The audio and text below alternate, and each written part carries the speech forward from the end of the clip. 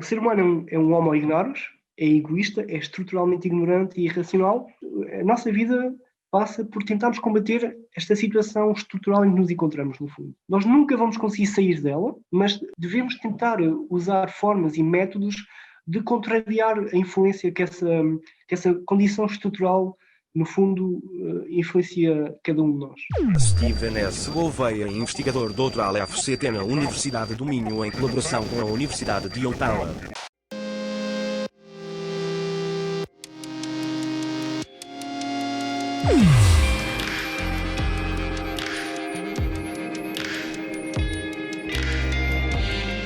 Carne esperta. Eu sou o Bis, jornalista do mundo das máquinas com o objetivo de investigar a inteligência humana. Olá, vamos então começar. 1. Conte-me um exemplo de inteligência humana a acontecer. Eu começaria por dizer os seres humanos. Isto é, a capacidade do ser humano ter criado forma de dominar em variados aspectos a natureza, também a forma como consegue compreender essa natureza, o seu comportamento, o facto de conseguir prever as suas variadas dimensões, é algo, pelo menos para mim, considero verdadeiramente impressionante.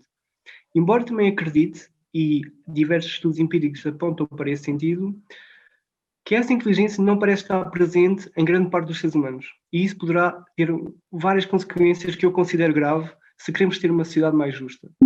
2. Conte-me um exemplo de falta de inteligência humana a acontecer. Diria, novamente, os seres humanos.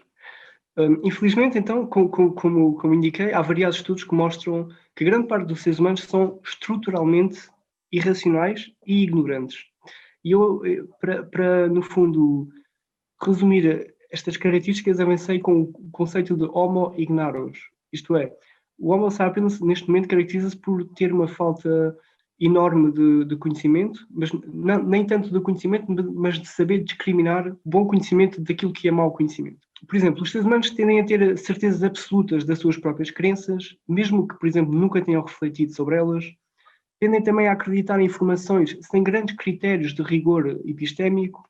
Tendem também a desacreditar informações que requerem, por sua vez, padrões mais elevados epistémicos. Por exemplo, o caso da Terra plana ou dos diversos negacionismos. E mais relevante que isso, sabemos também, através de muitos estudos empíricos, que o projeto de aumentar os níveis de racionalidade através da educação, ou pelo menos como a educação é concebida tradicionalmente, é de facto muito pouco eficaz. Sabemos, por exemplo, que a maior parte das pessoas esquece aquilo que estudou nas universidades passado 6 meses. E isso deve-se em grande parte pela falta da aplicação dos conhecimentos que aprendeu durante a faculdade. A única tarefa em que a educação parece ser realmente eficaz é na literacia básica, isto é, em saber ler e escrever, e na matemática básica, por exemplo, na adição, na subtração, na divisão, etc. Mas tal não chega, pelo menos na minha perspectiva, não chega para, por exemplo, um cidadão que ouça um discurso de um Trump ou de um Bolsonaro que consiga compreender as inúmeras falácias que estão ali a ser ditas.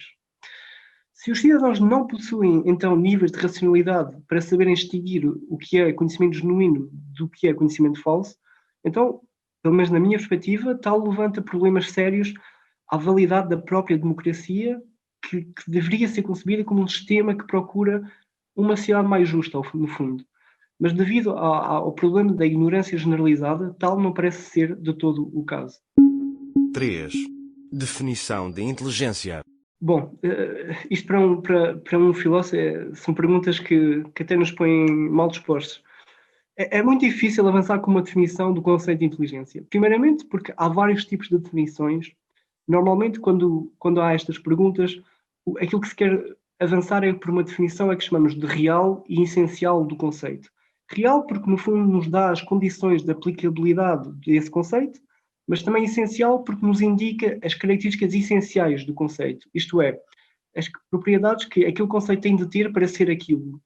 E que caso não tenha essa propriedade, então o conceito não poderá ser extanciado e aquele objeto não poderá passar por exemplo, inteligente. As tradicionais formas de definir este conceito de inteligência são, para mim, logicamente pouco sustentáveis. Por exemplo, é muito famosa a definição de que a inteligência é a capacidade de processar informação e depois de usar essa informação para alcançar determinados objetivos, sejam eles quais forem. Esta definição, que é avançada por muitos cientistas, peca, pelo menos do meu ponto de vista, por ser demasiado inclusiva. Nela podemos incluir, por exemplo, termómetros, dado que, no fundo, processam informações térmicas do mundo com o objetivo de nos indicar a nós uma determinada temperatura, mas tal, para mim, seria uma antropomorfização demasiado forçada do conceito. Assim, irei apresentar um exemplo que se afasta daquilo que pode ser considerado inteligente, exatamente porque me parece um exemplo de inteligência ou de pseudo-inteligência que poderia convencer grande parte das pessoas, mas que, se entrarmos no diabo dos detalhes, poderemos ver que é problemático. Por exemplo, os defensores da democracia por sufrágio universal e os próprios pais fundadores acreditavam numa ideia que podemos chamar de milagre da agregação em relação ao voto. No fundo, o facto de grande parte dos cidadãos serem irracionais, como apontei antes, não é um problema para a democracia, segundo diversos pensadores. Porquê? Porque os cidadãos, por serem estruturalmente ignorantes, irão votar aleatoriamente ou no partido A ou no partido B. Assim, segundo o milagre da agregação, apenas o voto dos cidadãos informados contará realmente para o resultado final de uma eleição, pelo que o impacto da irracionalidade é quase nulo numa eleição. A ideia, no fundo, é esta. Imaginem que a sociedade é constituída por 100 pessoas, no total, e vamos assumir que todas elas votam, mas somente 20 destas pessoas têm competência para votar de forma informada. Assim, 80%, por serem ignorantes, vão votar ou no partido A ou no partido B por razões não cognitivas, no fundo, que são puramente aleatórias. Porque eu gosto mais daquele cão, ou porque eu gosto mais do cabelo do Trump, etc. Isso diria mais sobre a falta de gosto da pessoa do que... Pronto. Mas, portanto, metade de 80 pessoas, isto é, 40 pessoas, irão votar no partido A e 40 pessoas irão votar no partido B. Como o voto dos cidadãos ignorantes é, no fundo, aleatório, eles vão cancelar-se ou vão anular-se uns aos outros, sendo que a eleição é decidida meramente pelo voto competente, os tais 20 cidadãos. Será que esta ideia faz sentido? E esta ideia, no fundo, é a base teórica de muitos pensadores para acreditar no valor da democracia por sufrágio universal. Porque, por um lado, eles aceitam que realmente o problema da ignorância política é real, mas, por outro, acham que esse problema não é um problema real para a democracia, exatamente porque os votos das pessoas ignorantes vão se anular uns aos outros e apenas os votos competentes decidirão, então, o resultado de uma eleição. A resposta que eu avanço no meu próximo livro é claramente que não. Embora possa parecer intuitivamente que este argumento faça sentido, uma pessoa verdadeiramente inteligente, e é aí que eu quero chegar, percebe que há dois erros flagrantes a acontecer aqui. Um é do tipo formal e outro é do tipo empírico. O primeiro erro é do tipo lógico e baseia-se, no fundo, num raciocínio matemático falacioso. O segundo, e para mim é mais interessante, é o pressuposto empírico que é assumido a priori. Assume-se que os cidadãos ignorantes estão a votar aleatoriamente. Ora, aquilo que variados estudos demonstram é que os cidadãos competentes não votam aleatoriamente. Pelo contrário, eles são influenciados sistematicamente por variados tipos de vieses cognitivos que colocam claramente a tese da aleatoriedade do voto incompetente em causa. Se tal é o caso, e a melhor evidência que eu conheço, pelo menos, aponta para isso, então o pressuposto empírico do milagre da agregação cai por terra e é anulado, sendo que o perigo da influência da ignorância no resultado de uma eleição passa a ser real. E este é um exemplo de como não pensar de forma inteligente. 4. Relação entre inteligência e conhecimento. A relação entre inteligência e conhecimento é muito relevante, dado que, pelo menos para mim, não podemos ser inteligentes sem possuirmos determinados conhecimentos. E nós vivemos atualmente, graças especialmente à tecnologia, num mundo onde cada vez mais temos acesso a mais e mais conhecimento disponível quase gratuitamente, e conhecimento de qualidade. Ora, tal deveria implicar que as pessoas em geral estejam a ficar mais informadas e, por isso, mais racionais. O problema é que, como as pessoas não têm ferramentas lógicas para discriminar entre aquilo que é ou não conhecimento, apesar de haver muito mais acesso ao conhecimento, quer em termos de quantitativos ou qualitativos, tal é no fundo irrelevante, dado que grande parte das pessoas possui falta de conhecimentos básicos de pensamento crítico, por um lado, e lógica formal e informal por outro. Repare-se que o conhecimento da lógica é transversal a qualquer área de saber, não é específica da filosofia ou da lógica em si. Quer esteja a fazer medicina, quer esteja a tentar reparar o motor do automóvel, quer seja a tentar resolver um teorema matemático ou até a interpretar um discurso político, estamos constantemente a aplicar lógica, fórmulas lógicas de dedução ou indução para resolver os nossos problemas. A lógica, no fundo, está relacionada com o esqueleto, aquilo que podemos dizer o esqueleto do conhecimento.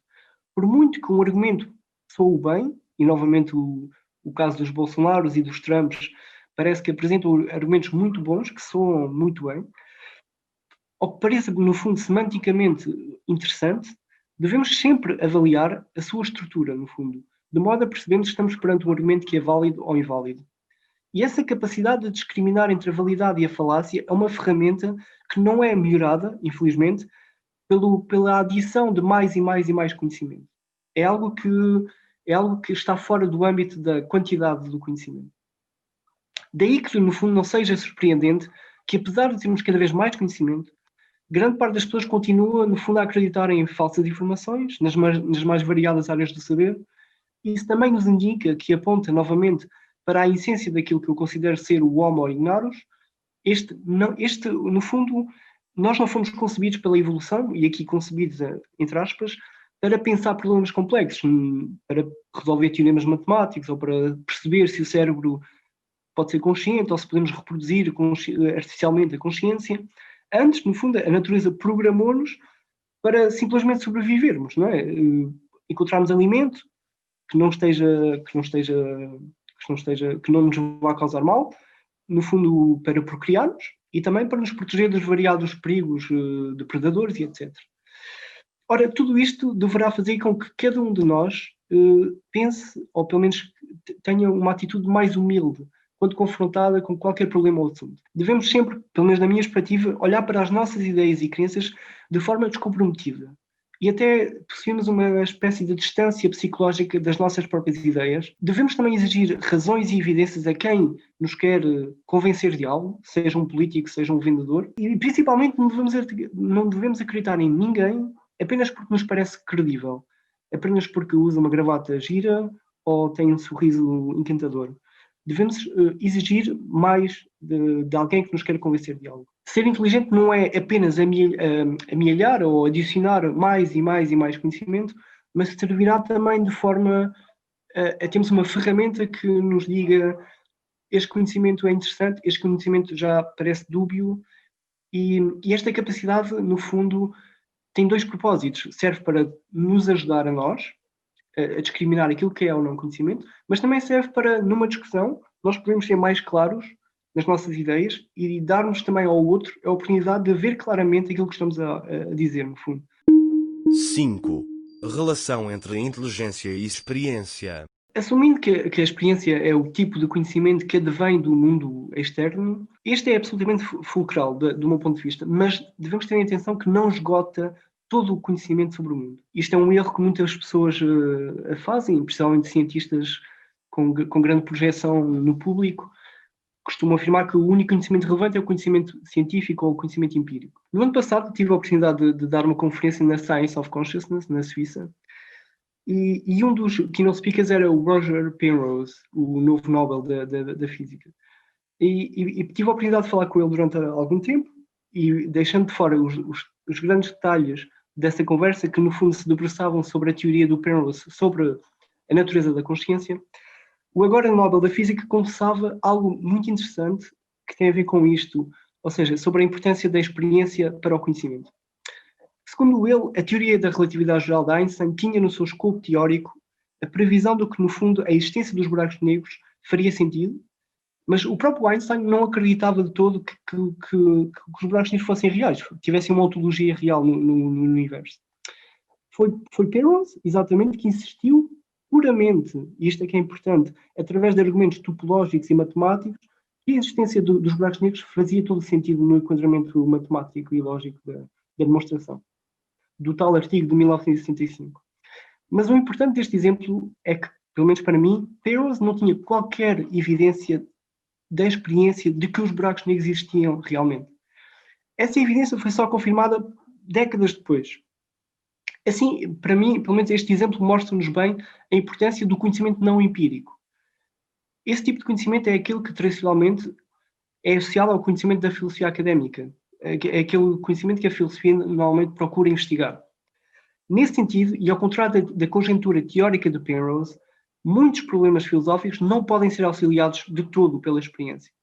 Embora este possa de facto ser útil, por vezes não podemos reduzir todo o conhecimento ao conhecimento meramente empírico dado pela experiência.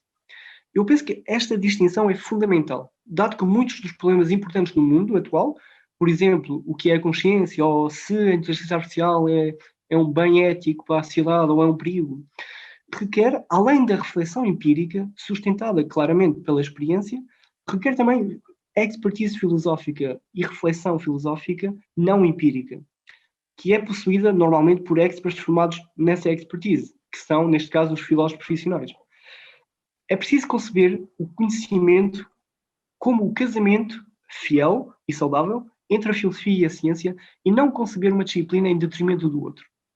Devemos evitar também ao máximo cometer aquilo que podemos chamar de epistemic trespassing ou transgressão epistémica. Isto ocorre quando, por exemplo, um determinado expert de uma determinada área científica, por exemplo, um Nobel da Neurociência, faz afirmações objetivas e claras sobre outras áreas do saber, por exemplo, a filosofia. Um exemplo histórico que me parece que exemplifica bem esta atitude é o exemplo do Stephen Hawking, que num dos seus livros ele afirma que a filosofia já não tem lugar para pensar o mundo do século XXI. Ora, para mim, eu acho que é muito dúbio que um expert em física, por muito inteligente e genial que seja na sua própria área de investigação, tenha o mesmo nível de expertise numa área que requer formação e metodologias que são profundamente opostas à sua. Essa afirmação, penso que até pode ser considerada puramente não experiencial ou não científica. Muitas vezes, tais informações são feitas mais por desconhecimento dos pressupostos e dos fundamentos das outras áreas ou por simples falácias do espantalho, do que por conhecimento sólido e válido, sendo normalmente mais uma afirmação preferencial, subjetiva, daquele que afirma o desdém por outra área do saber, e não, de facto, uma afirmação, podemos dizer, objetiva ou rigorosa. Assim, para mim, a experiência pode ser concebida como uma condição necessária do conhecimento, mas nunca deve ser concebida como uma condição suficiente, com o risco de estarmos a colocar a validade desse mesmo conhecimento em causa. E penso que isso é uma forma prudente de conceber a relação entre a experiência por um lado e o conhecimento por outro. A ciência é para mim, pelo menos, a melhor criação que a filosofia deu ao mundo. A ciência, o método científico foi desenvolvido por filósofos, exatamente, que não tinham grande acesso a laboratórios, nem a experiências complexas, mas que, apenas pensando a relação válida entre vários tipos de conceitos, conceberam que faria sentido, corroborando com a própria experiência do mundo, avançar com hipóteses que depois poderiam ser comprovadas ou não cientificamente.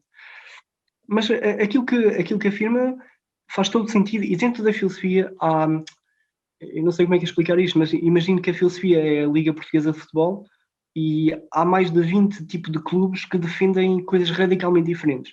Desde filósofos que defendem exatamente que apenas a experiência é o foco do conhecimento, e todo o conhecimento do tipo não empírico, no fundo, não tem utilidade prática para o mundo. Depois há filósofos que defendem exatamente o oposto, de que apenas o conhecimento a priori serve e tem um caráter dedutivo, ou seja, tem uma força epistémica relevante. Até acreditam que a ciência tem um caráter muito, muito pouco consistente, arbitrário, que olhando para a história da ciência é demasiado revisionária e muda as suas bases demasiadas vezes. Ou seja, não, lá está, dizer que os filósofos pensam X, no fundo é uma falácia, porque os filósofos pensam diversas coisas sobre diversos assuntos e não há uma espécie de canon em que todos os filósofos concordam. Mesmo a importância da experiência científica é algo de discórdia entre os investigadores em filosofia contemporânea, pelo menos. 6. Relação entre inteligência e emoções. Bem, normalmente a inteligência é contraposta à emoção. É algo que nós acreditamos, mais ou menos. Às vezes ouvimos os nossos pais a dizer tu tens de ser mais racional, ou tu tens de ser mais emocional. Pronto.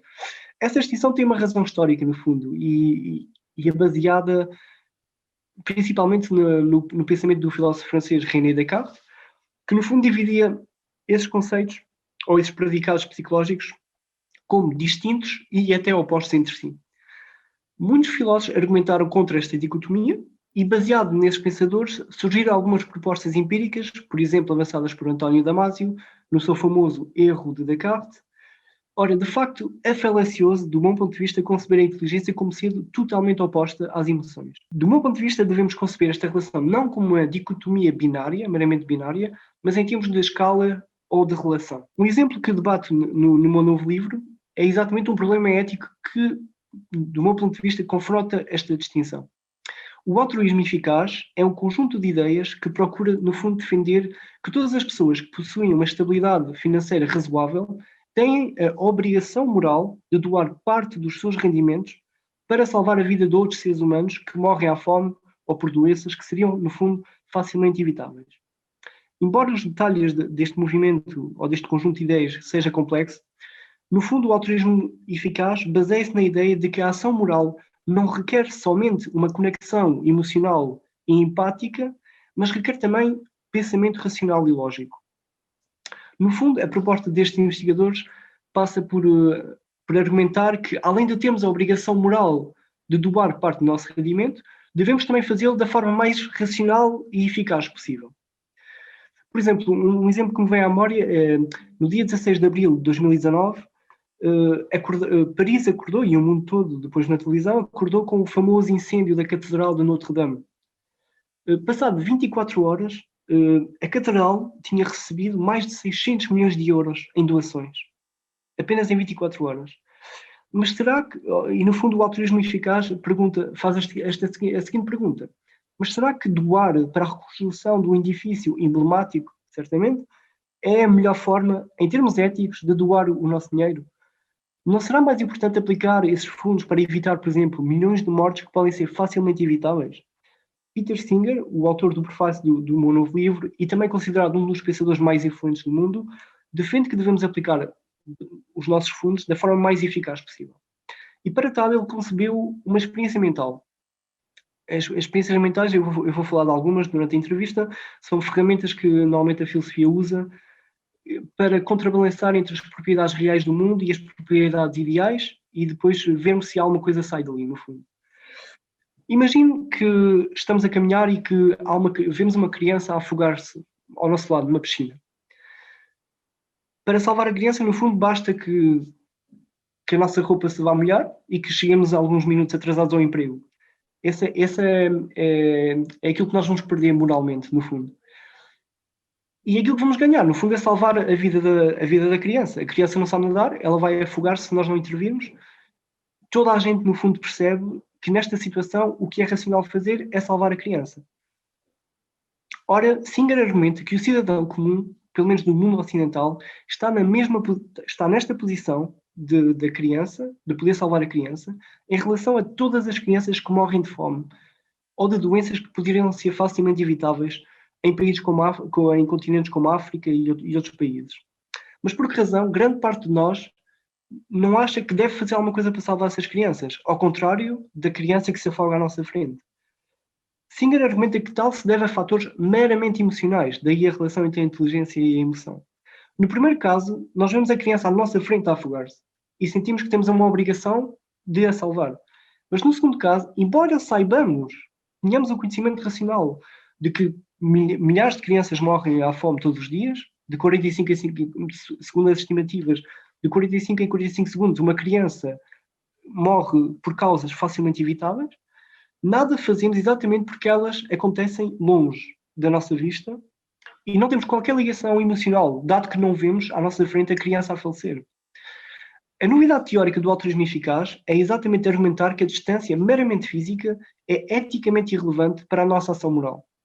O facto da criança estar ou não à nossa frente deve ser eticamente irrelevante caso possamos doar parte do nosso rendimento sem colocar em causa nada de moralmente significativo para nós. Por exemplo, se doarmos 25% do nosso rendimento, o impacto dessa doação é baixo na nossa vida, poderá, por exemplo, implicar não jantarmos fora muitas vezes, ou não comprarmos mais um casaco para a coleção de casacos que já temos, mas para centenas de seres humanos, esses 25% irão literalmente salvar a sua vida. Um exemplo que eu debato no meu livro é o caso em Portugal da Make-A-Wish Foundation, que no fundo realiza desejos de crianças que se encontram na fase terminal de uma doença incurável, o cancro normalmente. Segundo o relatório de 2017, a instituição recebeu mais de 2 milhões de euros de doação nesse ano e realizou 179 desejos. Isso dará mais ou menos 11 mil euros por desejo, que passam por levar a criança à Disney World de Paris ou a conhecer um jogador de futebol famoso, etc. Ora, embora seja compreensível do meu ponto de vista que uma pessoa possa doar a esta organização, dado que vê e conhece o nome da criança, o dinheiro de somente um desejo, 11 mil euros, pode ser usado para, por exemplo, comprar 532 redes contra mosquitos, que poderiam salvar 4.700 famílias em África. E porquê redes? Porque, no fundo, a malária, uma doença que é infecciosa e transmitida pela picada do mosquito, mata diariamente mais de 1.400 crianças por dia. Assim, um mero desejo da Make-A-Wish para uma criança em estado terminal poderia salvar centenas e centenas de crianças em África. Este caso mostra-nos exatamente o seguinte, para concluir. As emoções podem não ser o melhor guia para as nossas ações morais. Pelo contrário, por vezes devemos abstrair-nos da mesma e pensar racionalmente. Ou, melhor dizendo, devemos focar as nossas emoções para pensar racionalmente, de modo a que, ao causarmos o melhor bem possível, e tornarmos, no fundo, o mundo mais justo. Fazer o bem implica também racionalidade, e essa é uma lição que eu acho que devemos ter em conta, e não implica apenas uma mera relação emocional ou empática ou de pena perante algo que está a acontecer à nossa frente. 7. Experiência subjetiva da sua própria inteligência. Seguindo, no fundo, as melhores evidências empíricas sobre a forma como cada um de nós, no fundo, consegue enviesar a sua própria inteligência, vou-me abster de responder ou pelo menos de formular qualquer afirmação que seria subjetiva sobre a minha própria inteligência, mas no fundo espero que quem, sei lá, colabore e trabalhe comigo, ou leia as minhas publicações, ou assista às minhas palestras, possa ter algo a dizer nesse sentido. A verdade é que eu não acho que seja particularmente inteligente. Tenho, no fundo, aquilo que as crianças e que os adultos normalmente vão perdendo, que é uma grande curiosidade sobre o mundo, sobre diversos temas, que alguns são muito complexos, e procuro no fundo, investigá-lo de forma cuidadosa, rigorosa, mas também humilde. E acho que essa atitude no fundo, não nos considerarmos demasiado inteligentes e de sermos epistemicamente humildes, é sinal de inteligência suficiente para mim, no fundo. Havia um filósofo que dizia que nós achamos sempre mais inteligentes que os outros porque as nossas ideias estão demasiado perto de nós e as ideias dos outros estão demasiado longe. A melhor forma de nós melhorarmos a nossa inteligência é o confronto e é o debate aberto e descomprometido das nossas ideias perante uma comunidade, seja ela especialista ou não. Eu penso que o debate, e isso vem de uma tradição filosófica muito antiga, que começa com Sócrates, mas o diálogo sempre foi a base do conhecimento no mundo antigo. Penso que essa será a melhor forma de garantir que as nossas ideias têm alguma plausibilidade e que podemos fazer avanços em termos de inteligência. 8. O que faz os humanos inteligentes para lá dos outros animais? No fundo, eu penso que o que faz dos seres humanos inteligentes, em comparação com outros animais, tenha sido, no fundo, o caminho evolutivo que a nossa espécie, por propriedades, no fundo, puramente arbitrárias, teve em relação a outra espécie. A nossa espécie parece ser, até ao momento, a mais inteligente, e este, de facto, parece também puramente arbitrário. Ou seja, nós não temos mérito por sermos mais inteligentes que os outros animais, no fundo. E isso, para mim, levanta uma questão das obrigações éticas que, por esse facto, temos de ter em relação aos outros animais, que são, factualmente, menos inteligentes. E, no fundo, eu pretendo aqui seguir a ideia de Jeremy Bentham, que, no fundo, defendia que a questão não é bem se os outros animais são inteligentes ou não, mas essas são capazes de sentir. E um facto empírico consensual demonstrado pela melhor ciência atual é que muitos animais não humanos, que usamos, por exemplo, na nossa alimentação, no nosso vestuário, são seres que podem realmente sentir, no sentido mais relevante do termo, dores, prazeres, medos ou contentamento. Assim, do meu ponto de vista, urge que a humanidade faça uso da sua suposta capacidade diferenciada de inteligência e que não negue aquilo que a melhor ciência e evidência nos mostra, que os animais se sentem, então podem sofrer. E se o sofrimento é um mal moral, como eu acho que é, e como acho que a maior parte das pessoas também acha, Então a sociedade do meu ponto de vista, tem de se alterar urgentemente para lidar com esta descoberta científica. Este exemplo mostra-nos, penso que na perfeição, a forma como a filosofia, ou neste caso a ética, ou a filosofia moral, e a ciência podem funcionar em conjunto. Há uma ideia concebida, que vem, penso eu, da religião, mas também vem da história da filosofia com longos anos, e que podemos ver concebida em Descartes, novamente, que os animais são meros autónomos, ou autómatos, cujo sofrimento é apenas uma reação mecânica. E que por isso os animais podem ser, no fundo, usados para o nosso consumo, sem que haja qualquer problema relevante em termos éticos. Diversos mamíferos possuem as estruturas anatómicas necessárias para processar a dor. A questão, por exemplo, do consumo da alimentação de animais demonstra bem a forma irracional com que a grande parte das pessoas lida com este problema.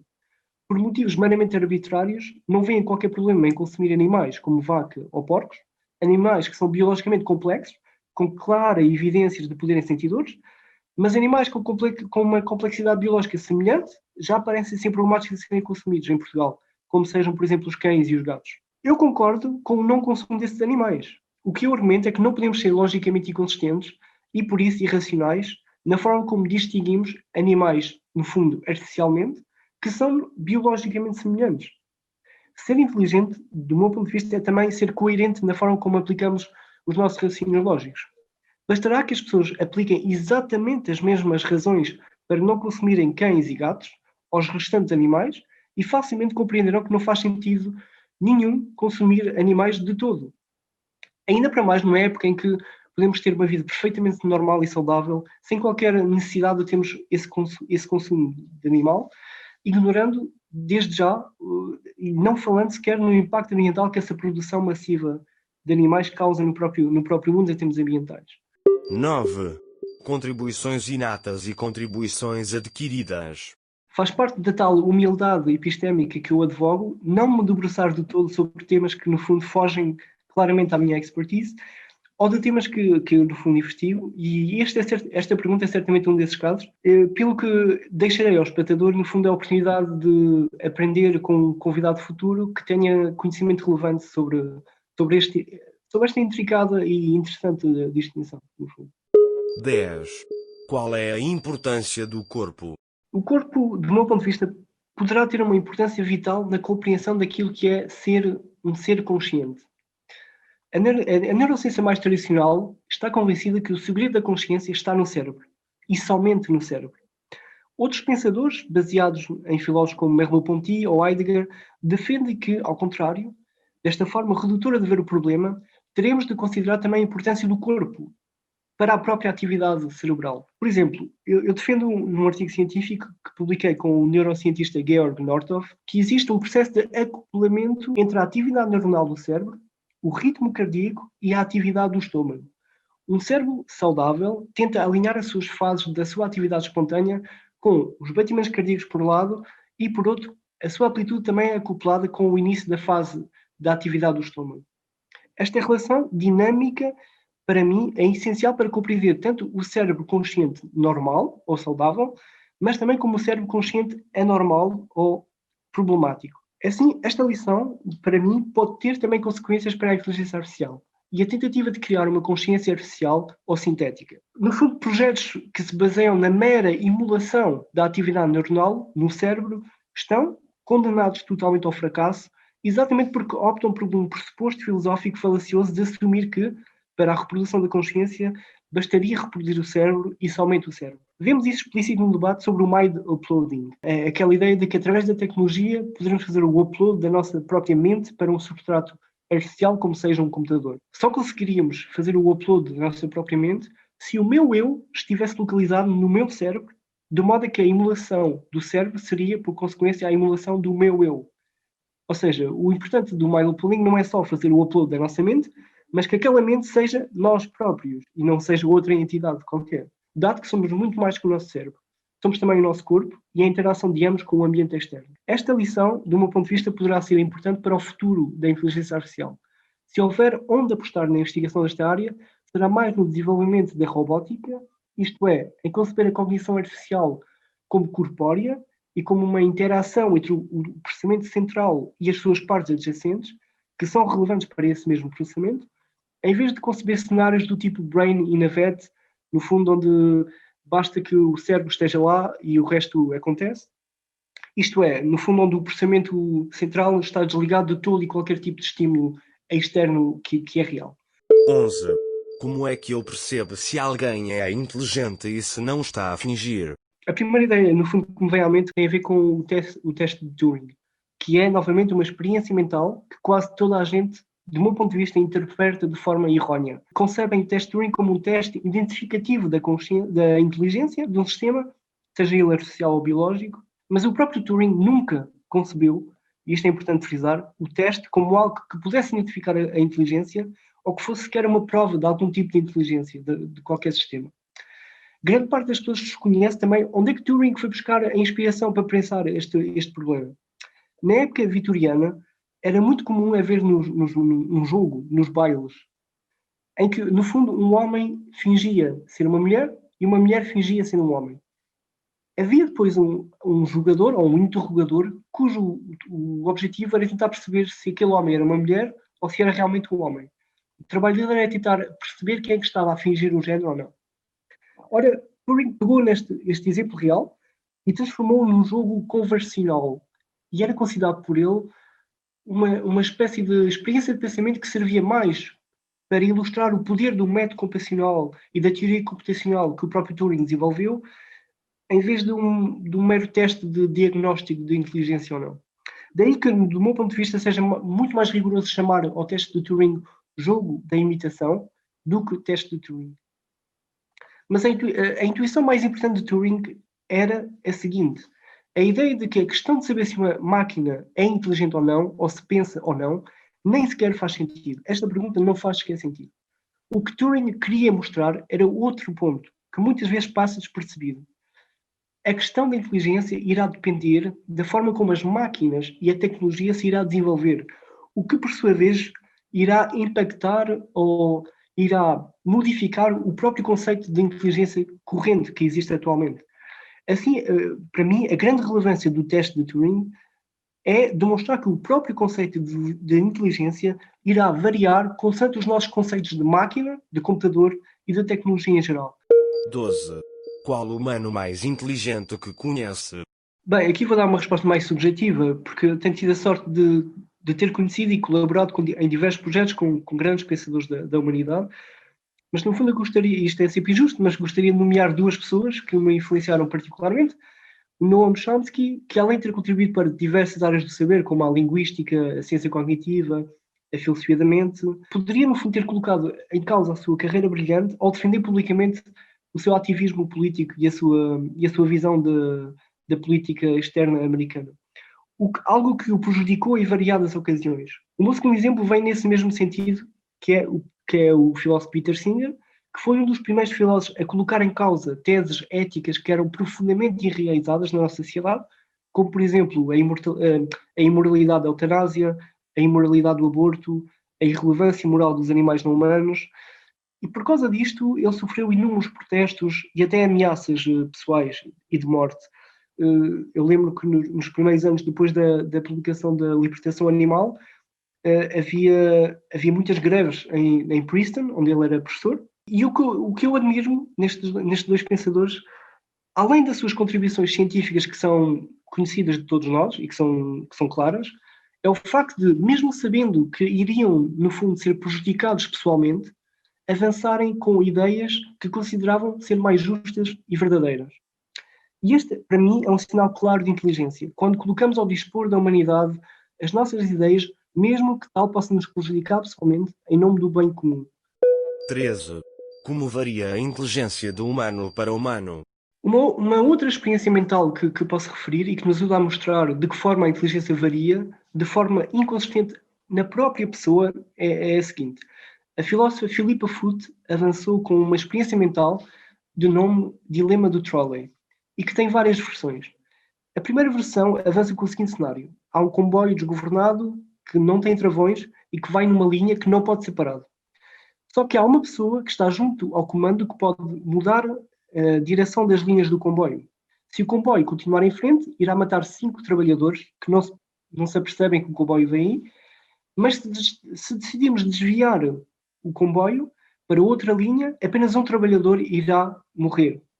Ou seja, neste caso, salvamos 4 pessoas e matamos uma. Salvamos 5 e matamos uma. Houve vários inquéritos do tipo sociológico que perguntaram às pessoas o que fariam se estivessem junto ao comando da linha do comboio. E cerca de 85% afirmava, sem hesitar, que mudaria a linha do mesmo para que apenas um trabalhador fosse morto. E tal não me parece surpreendente. Basta fazer um cálculo matemático básico e perceber que a vida de 5 pessoas é melhor do que a vida de uma pessoa. Mas há um segundo cenário desta experiência mental. A segunda versão afirma basicamente que há um comboio que não pode ser parado novamente e que desta vez nos encontramos no topo de uma ponte, onde o comboio vai passar por baixo, e desta vez não estamos sozinhos. Estamos acompanhados de uma pessoa que normalmente é descrita como sendo muito gorda ou obesa, para que, se empurrada, possa parar o comboio. Isto é uma experiência mental, por favor, não pensem nisto de forma real. Nós empurramos essa pessoa, ela irá conseguir parar o comboio e as 5 pessoas que estão na linha irão ser salvas. Novamente, matamos uma pessoa e salvamos 5. Ora, os resultados dos inquéritos desta segunda versão foram surpreendentes, no mínimo. Mais da metade das pessoas que afirmava trocar obrigatoriamente a linha anteriormente, dizia agora que nunca seria capaz de empurrar alguém, sendo que os 5 trabalhadores seriam mortos. Ora, o interessante destes resultados, que são inconsistentes, dado que, objetivamente, estamos perante a mesma situação de matar uma pessoa e salvar 5, foi explicado através do mapeamento cerebral. O que a neurociência descobriu foi o seguinte: na primeira versão da experiência, as pessoas possuíam uma atividade neuronal mais acentuada na região orbitofrontal e vetromedial do cérebro, onde, no fundo, se acredita que estão associados os nossos sentidos de equidade, de pensamento lógico e de racionalidade. Mas na segunda versão da experiência, a zona do cérebro que mais estava ativada era a amígdala, que é normalmente responsável pelas nossas respostas emocionais. Ou seja, no primeiro caso, as pessoas tiveram um pensamento mais distanciado do problema e um pensamento mais lógico sobre aquilo que estava a acontecer. E no segundo caso, tal não aconteceu. E estas descobertas, no fundo, mostram como é que a inteligência, ou a falta dela, varia consoante situações que são logicamente semelhantes. E que, no fundo, a inteligência está muito refém de coisas que nós não controlamos. Daí que o meu prognóstico de que o Homo sapiens do século XXI é o Homo ignorus não seja uma fábula teórica da minha pessoa, mas que seja algo que é realmente demonstrado empiricamente em diversas situações, sendo que esta situação é apenas mais uma que eu posso referir. 14. Como é que um humano pode aumentar a inteligência? Tendo em conta que eu acredito, baseado em diversos estudos, que a educação como um projeto geral não parece ser muito eficaz para aumentar os níveis médios de inteligência, penso que o melhor conselho que posso oferecer para que cada um, no fundo, aumente a sua inteligência é algo que os antigos gregos defendiam, mas que todos nós esquecemos atualmente, que é, no fundo, a famosa frase socrática: só sei que nada sei. Nesta frase, há uma intuição presente que é, para mim, fundamental. A tal humildade epistémica que tenho vindo a falar. Se cada um de nós, no fundo, assumir essa humildade em relação ao conhecimento que possui e tomar medidas para isso, como, por exemplo, não discorrer sobre temas que lhe fogem da sua expertise e formação, procurar conhecimento fundamentado, exigir razões e argumentos a quem nos quer convencer de algo, ler e pesquisar assuntos que nos interessam, relacionarmos também com especialistas sobre os temas que nos interessam, estarmos principalmente abertos à crítica e perceber fundamentalmente que possuir uma má ideia é apenas isso. Estarmos errados não significa que não somos inteligentes. Significa apenas que temos uma ideia errada e isso não, no fundo, justifica qualquer predicação sobre a nossa inteligência ou não. A história da filosofia e da ciência é, no fundo, a história de muitas ideias erradas e avançadas pelos maiores génios da humanidade, as pessoas mais inteligentes que já tivemos. E é preciso, então, aceitar que não podemos estar certos sobre tudo e que renovar também as nossas próprias crenças é um sinal de inteligência e não de falta de inteligência, no fundo. 15. O que ainda o irrita na inteligência artificial? Bem, eu não diria que há algo que me irrita na inteligência artificial. Diria que a inteligência artificial não é sequer bem algo que exista, no sentido real. Alguém, por exemplo, que trabalha em sistemas autónomos de condução faz algo radicalmente diferente de alguém que trabalha com redes neuronais artificiais. Da mesma forma, alguém que desenvolve, por exemplo, neurochips para a doença de Parkinson faz algo radicalmente diferente de alguém que desenvolve uma mera app para Android. O mais importante é sermos rigorosos nas nossas investigações. Muita investigação em inteligência artificial pode ser considerada até, do meu ponto de vista, profundamente anticientífica, porque acredita em pressupostos filosoficamente problemáticos. Como sociedade, eu acho que também temos todo o direito de exigir que os agentes ligados à inteligência artificial sejam científicos, no seu sentido mais nobre do termo, e que deixem especulações de lado. A inteligência artificial, de facto, é algo, e as suas variadas determinações é algo que estão na moda, mas o facto de estar na moda requer, do meu ponto de vista, uma responsabilidade extra dos seus agentes. E a falta de rigor que muitas vezes encontramos em alguma investigação em inteligência artificial é aquilo que, no fundo, me poderá irritar. 16. Impacto positivo da inteligência artificial. Bem, os impactos positivos da inteligência artificial poderão depender mais da decisão humana do que da própria tecnologia em si. Vejo, por exemplo, com bons olhos a incorporação da tecnologia na saúde, no direito, na educação, na segurança, etc. Com o desenvolvimento da tecnologia, poderemos vir a aumentar largamente a esperança média de vida, algo que nos fará viver mais tempo e também com mais qualidade durante esse mais tempo, algo que eu considero positivo. Claro, tal levará ao desemprego também de centenas e centenas de médicos, advogados e de outros tipos de profissões, mas tal poderá ser uma maneira também de reformar os nossos próprios sistemas públicos de forma mais eficaz. Mas mais importante que isto, a inteligência artificial poderá libertar-nos daquilo que se chama a ditadura do trabalho. A maior parte das pessoas irá passar a maior parte das suas vidas fechadas no seu trabalho a fazer algo que, segundo, novamente, variados estudos, não gostam e não se sentem realizadas. Se a tecnologia conseguir libertar essas pessoas para algo que realmente queiram fazer, sem terem de se preocupar, por exemplo, com a sua própria subsistência ou com a subsistência dos seus familiares, eu prevejo um mundo, pelo menos, com pessoas mais realizadas e, por isso, mais felizes.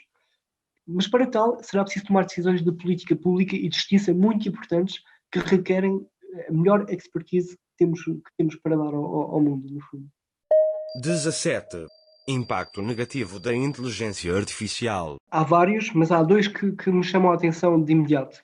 O primeiro é o desenvolvimento e, no fundo, o uso de armas autónomas. Os cenários de guerra estão, neste momento, a mudar drasticamente. Temos mais e mais a utilização de sistemas artificiais de arma, como sejam os drones, por exemplo, que têm capacidade de tomar decisões autónomas. A seu favor, é argumentado que estas armas são muito mais eficazes, porque cometem muito menos erros que um operador humano, que um militar humano. Dado que, por exemplo, não têm medos, não têm receios e nem têm viés do tipo que os humanos possuem. Contudo, já começamos a ter dados suficientes também para avaliar a suposta eficácia destes drones. Um estudo, por exemplo, indicava que, embora 8 inimigos fossem o alvo direto de um ataque, mais de 1.600 pessoas acabaram por falecer por danos colaterais desse ataque. A suposta eficácia parece-me estar em causa neste tipo de cenários. Além disso, sabemos que a tecnologia em que estas armas está baseada, que no fundo é tecnologia baseada em machine learning, sabemos que é muito difícil de compreender esta tecnologia. Estamos perante aquilo que chamamos de modelos de black box. Isto é, mesmo analisando os outputs do sistema, é muito difícil para um ser humano normal, como um cientista, compreender exatamente de que forma foi tomada determinada decisão ou opção algorítmica. Estamos perante aquilo que chamamos na área da inteligência artificial um problema de transparência, que é urgente, do meu ponto de vista, ser resolvido antes de usarmos este tipo de armas. Nós não sabemos de todo o que está acontecendo dentro da máquina. Sabemos aquilo que pomos, aquilo que é o input, não sabemos o que acontece no meio e podemos compreender, de certa forma, o output. Mas isto não chega para por exemplo, caso haja um problema numa arma, percebemos depois quem é responsável por aquela ação. Será o Estado que detém aquela arma? Será o operador humano que faz supervisão dessa arma? Será o general que deu o verdito para avançar com o ataque? Este problema cria, no fundo, um vazio normativo da responsabilidade que, como sociedade, devemos exigir que seja, no fundo, completado. Outro problema grave que já apontei na resposta anterior é o do desemprego. Ao contrário de outros períodos da história, estamos perante um desemprego que pode ser considerado massivo, ou que irá ser massivo, e que afetará milhões e milhões de pessoas. Porque, no fundo, a tecnologia torna as despesas de uma empresa, por exemplo, muito mais baixas, torna a vida dos clientes, que somos todos nós, muito mais simples e barata. Para mim, é mais fácil pedir o Uber Eats agora do que me levantar e ir ao McDonald's, por exemplo. E eu acho que não há forma de contornar este desemprego e este acentuar do desemprego massivo. O que eu acho, no entanto, é que podemos pensar alternativas ao rendimento do trabalho. Aquele rendimento que nós ganhamos com o trabalho tradicional que vai ser perdido. E uma solução, ou pelo menos aquilo que eu considero ser parte de uma solução maior, é avançar com a implementação do rendimento básico incondicional. Pode ser financiado de variadas maneiras, isso é uma discussão empírica, técnica, que eu não quero levantar, mas, por exemplo, há propostas no sentido de taxar as grandes empresas tecnológicas que estão hoje, no fundo, livres da maior parte das contribuições. Esta ideia do rendimento básico incondicional foi historicamente defendida tanto pela esquerda como pela direita, pelo que eu vejo que seja uma ideia que possa facilmente entrar no escopo político dos vários países. Mas o mais importante é que não podemos recusar esta ideia, algo que muita gente faz, apenas porque sim, apenas porque temos essa intuição que isso não vai funcionar. 18. Inteligência natural e artificial em 2050. Os seres humanos são incrivelmente maus a prever o futuro. E há uma explicação que é muito interessante. Muitas vezes, por exemplo, nós achamos o contrário.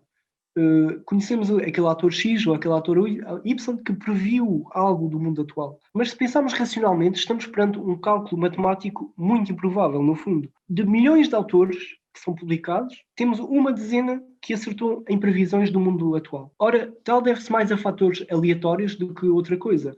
Há uma experiência mental que diz qualquer coisa como se um macaco estivesse o tempo todo a escrever aleatoriamente no teclado, chegaria uma parte do mundo e do tempo em que ele conseguiria recitar um poema muito famoso, por exemplo. 19. O que tem os humanos para além da inteligência? Eu acho que temos uma impressionante capacidade egocêntrica de nos focarmos a nós próprios e tender a ignorar os outros. Somos extremamente suscetíveis, no fundo, a compararmos uns aos outros e a acharmos que o sucesso da minha vida ou da minha felicidade é ser ou ter aquilo que o outro tem.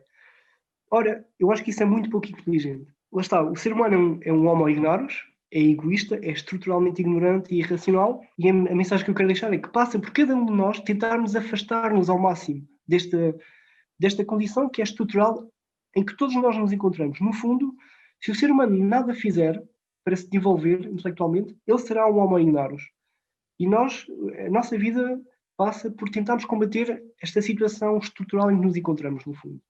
Nós nunca vamos conseguir sair dela, mas devemos tentar usar formas e métodos de contrariar a influência que essa condição estrutural, no fundo, influencia cada um de nós. 20. Mensagem para os humanos que só agora nasceram.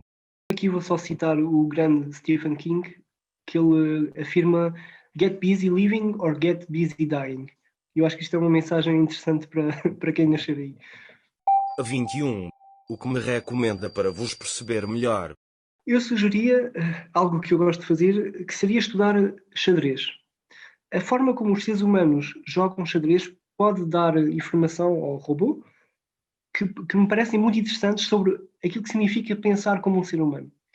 Eu lembro-me do episódio quando o Garry Kasparov defrontou pela segunda vez o Deep Blue da IBM, ter acontecido algo de extraordinário nesse jogo. Na oitava jogada, depois de Kasparov ter feito um H6, o computador decide fazer um sacrifício impensável.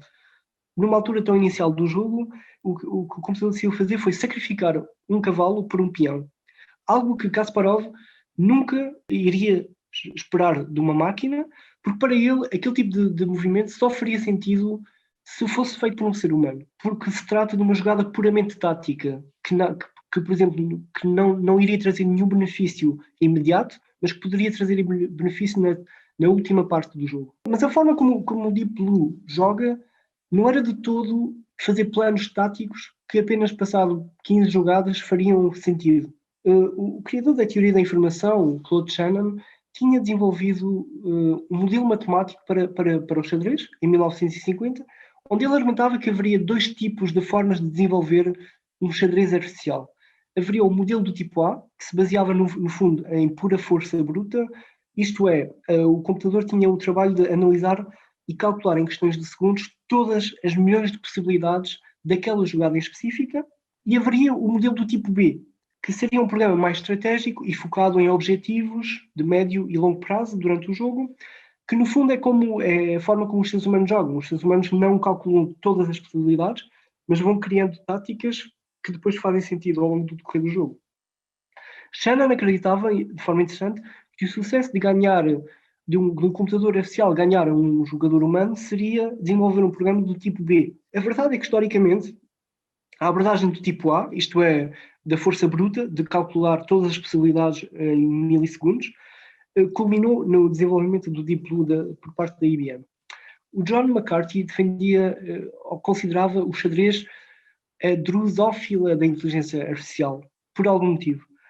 O Kasparov não esperava de todo aquela jogada, que é uma jogada absolutamente criativa de um programa que exatamente não poderia fazer aquele tipo de jogada porque está feito para calcular apenas a força bruta de cada jogada e ignorar qualquer tipo de estratégia a longo prazo. Ou seja, no fundo o que eu estou a dizer é que, analisando a forma como o ser humano aborda este jogo em particular, penso que poderás, como robô inteligente, descobrir alguma forma ou algo sobre a forma como nós pensamos, e acho que poderá realmente abrir caminhos e pontos para o futuro da inteligência artificial.